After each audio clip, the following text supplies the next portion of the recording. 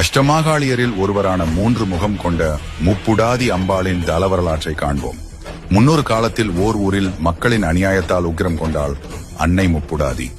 அம்பாளின் உக்கிரத்தினால் ஏற்பட்ட விளைவுகளை தாங்க முடியாத ஊர் மக்கள் அவளின் திருவுருவச் சிலையை பாபநாச தலையணையில் விட்டனர்.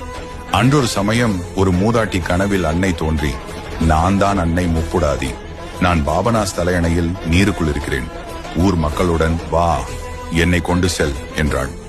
மூதாட்டி அன்னையிடம், அம்மா, நீ இருக்கும் இடத்தை எவ்வாறு அறிந்து கொள்வது என கேட்க, ஓடும் நீரில் செவ்வரளி மாலையும் எலுமிச்சை கனியும் விடு, நான் இருக்கும் இடத்தை அது உணர்த்தும் என கூறி மறைந்தாள்.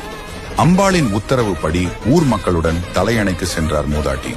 அம்பாள் கனவில் கூறியது போல செவ்வரளி மாலையும் எலுமிச்சை கனியும் ஓடும் நீரில் ஓரிடத்தில் நிற்க கருடன் வட்டமிட்டு அம்பாள் இருக்கும் இடத்தை உணர்த்தியது. நீருக்கடியில் இருந்த அம்பாளின் சிலையை தூக்கினர் ஊர் மக்கள். மாட்டு வண்டியில் சிலையை ஏற்றி தமது ஊரை நோக்கி புறப்பட்டனர். அன்னையை ஊருக்கு கொண்டு வரும் வேளையில் பனையோலை காட்டில் வண்டியின் அச்சு முறிந்து அம்பாளின் சிலை கீழே இறங்கியது.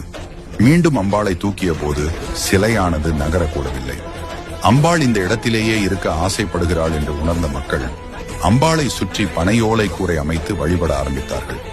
மூதாட்டிக்கு அன்னை அருள் வந்து ஊர் மக்களிடம் தனக்கு ஒரு ஆலயம் வேண்டும் எனவும் அவரவர் வீட்டில் உள்ள செல்வங்களை சரியாக